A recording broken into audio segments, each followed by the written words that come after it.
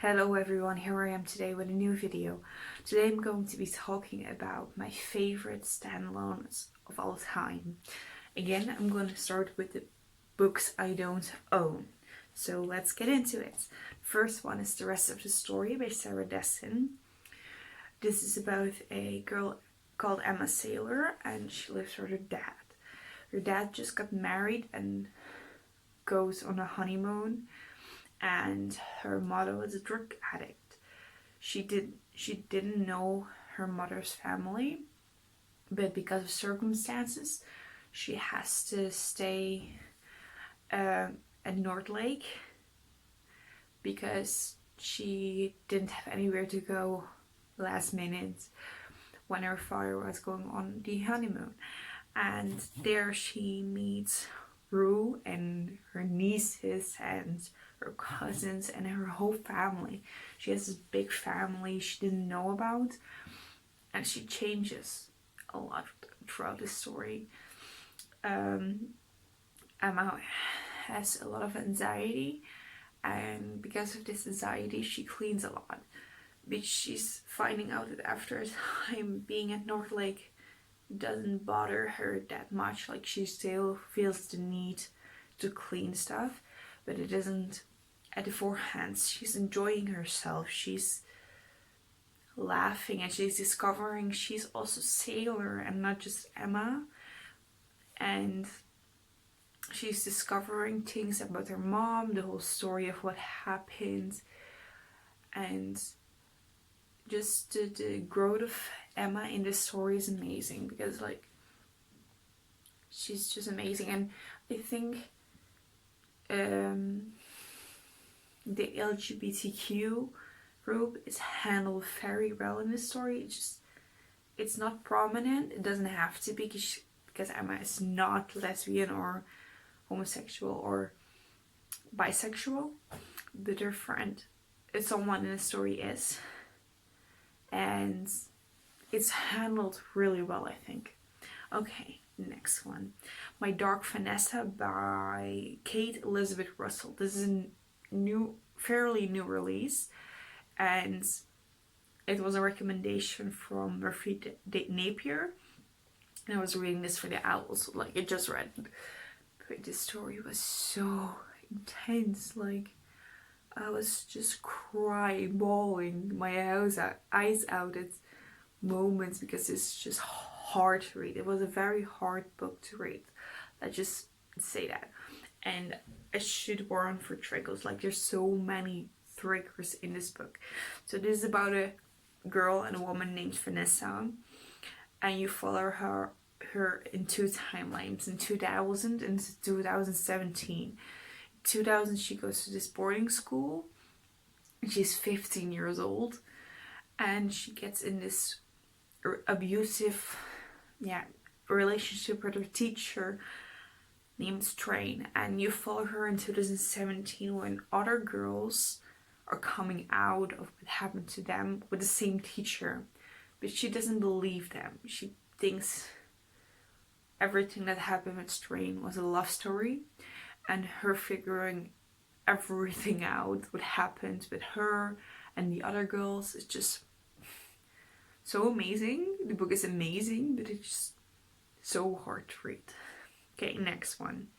A Little Life by Hanya Yanagari, I think. Honey Yanagari, something like that.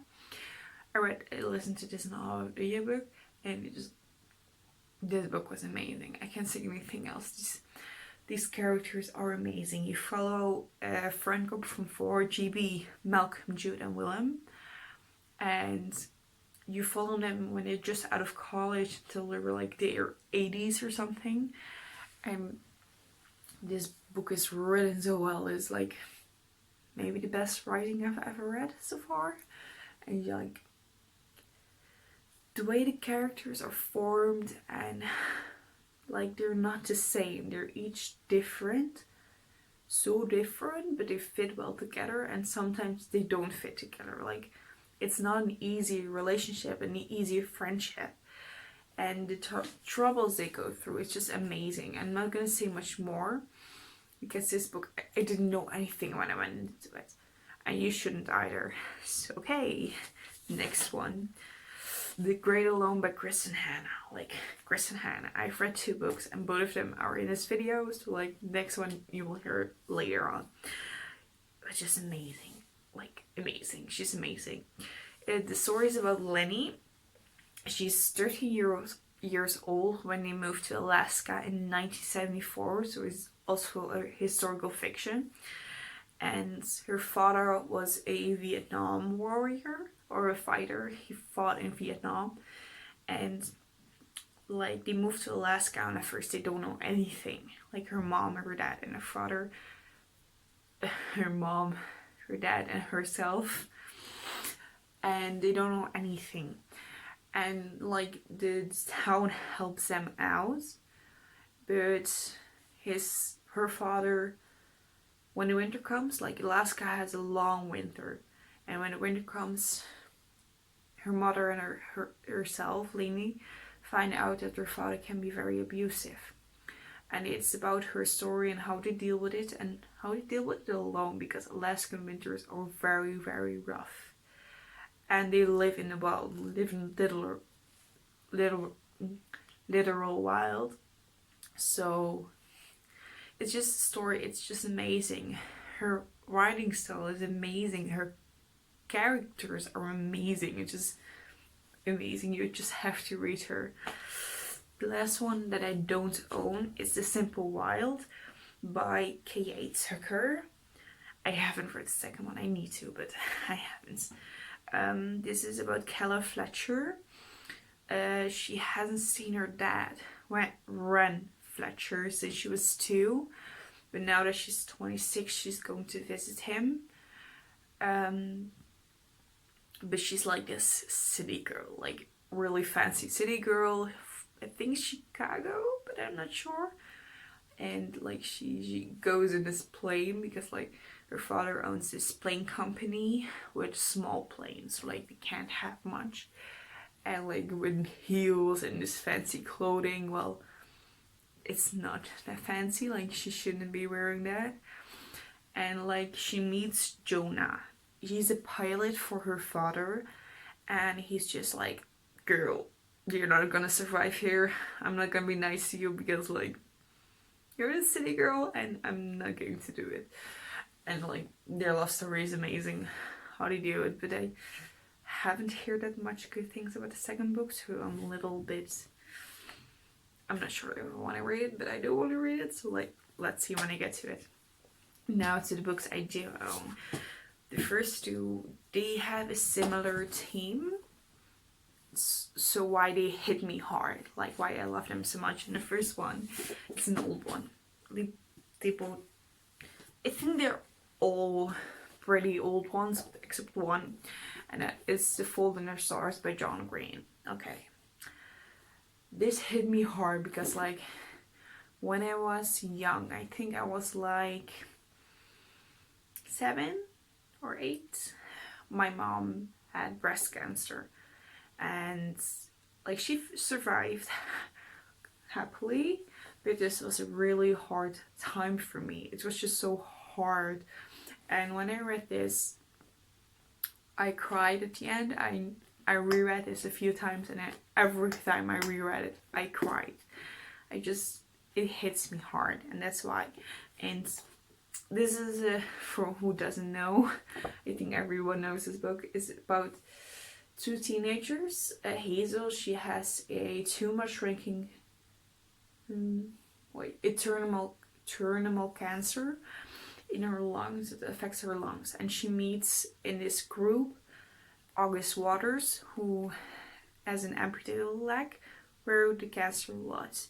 And they meet and they fall in love and they go through some amazing things. And the ending was just broke my heart, and it's still breaking my heart.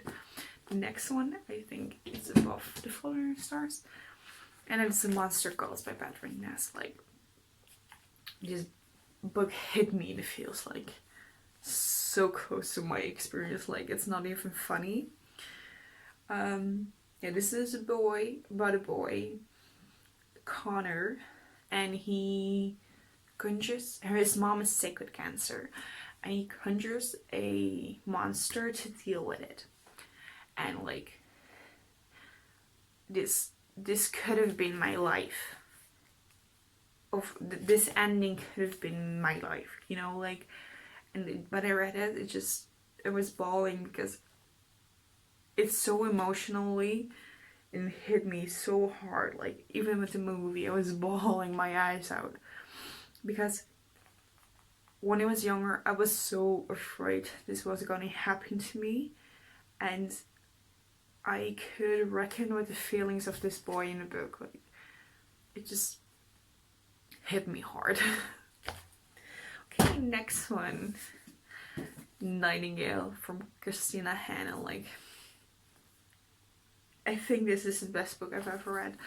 And I'm a history buff. While I don't read many historical fiction, I don't know why, I'm just hesitant to read them. I haven't liked a lot of them, but this one I loved. It's about World War II, and it's about two sisters. They go on different routes, but they both help people. One sister's become the Nightingale. Oh, it's about World War II in France, by the way. One of the sisters becomes a Nightingale and helps a lot of people escape Nazi-occupied France. And her sister helps in another way, but that's later in the book, so I'm not gonna say how.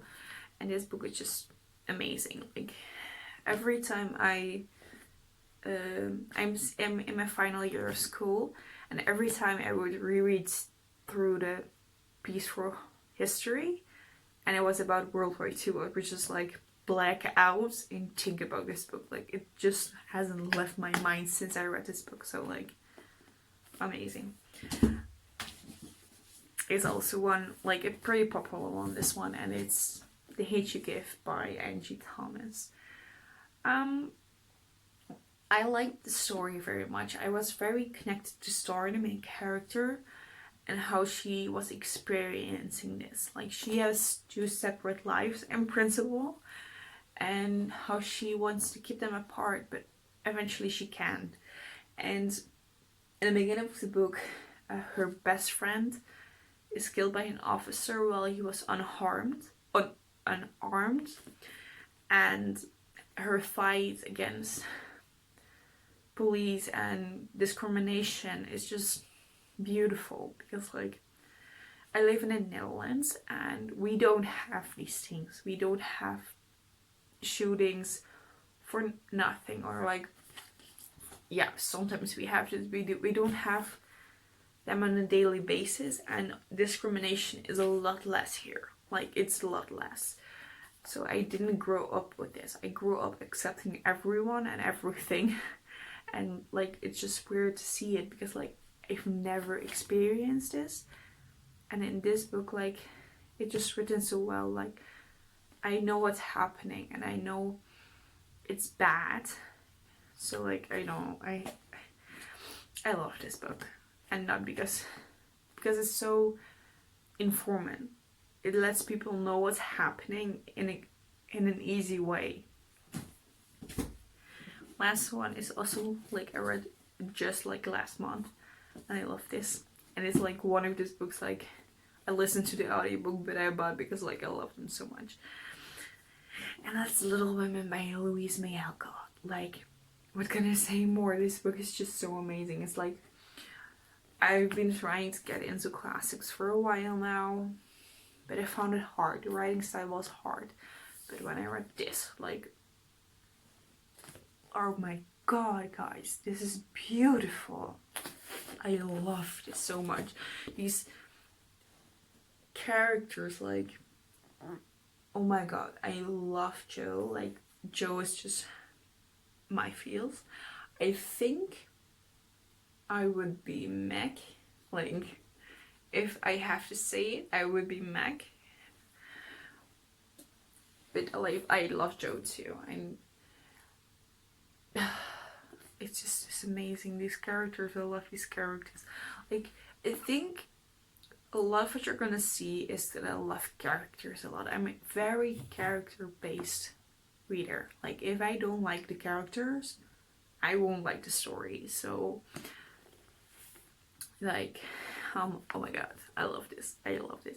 So, oh, a question: has anyone tips for classics for beginners? Like, I want to get into classics, but I just don't know what to read next. Like, I don't know. Okay, this was it. This was my video for today.